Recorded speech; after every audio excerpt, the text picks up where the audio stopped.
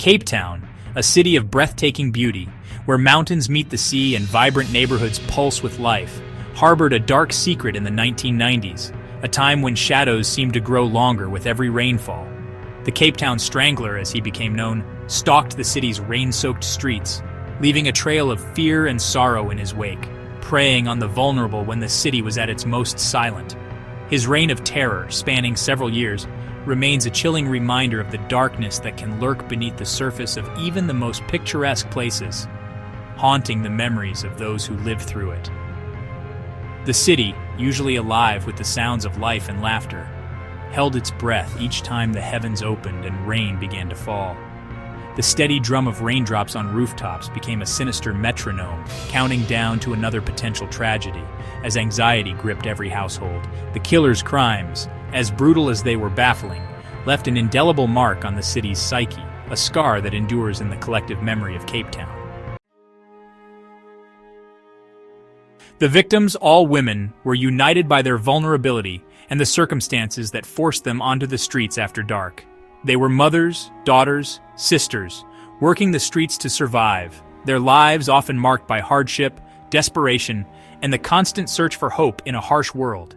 They sought solace in the shadows, unaware that they were stepping into the hunting ground of a predator who watched and waited.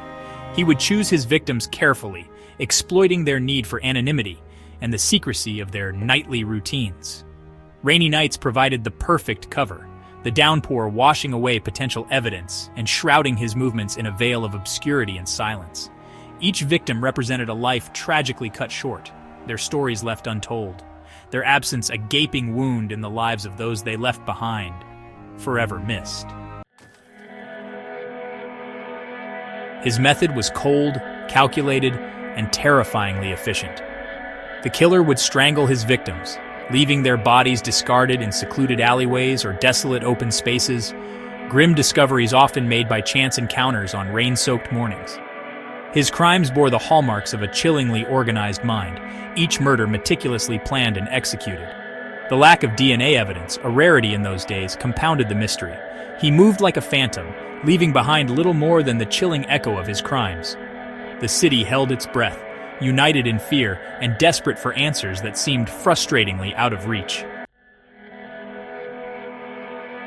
The police investigation was extensive, a desperate race against time to stop the killer before he could claim another victim.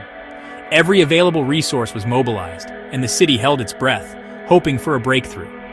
Suspects were questioned, leads followed, and theories debated, but the killer seemed to melt back into the shadows after each crime, always staying one step ahead of the authorities. The investigation, however, did hone in on one man in particular, a suspect who seemed to vanish into thin air whenever police closed in.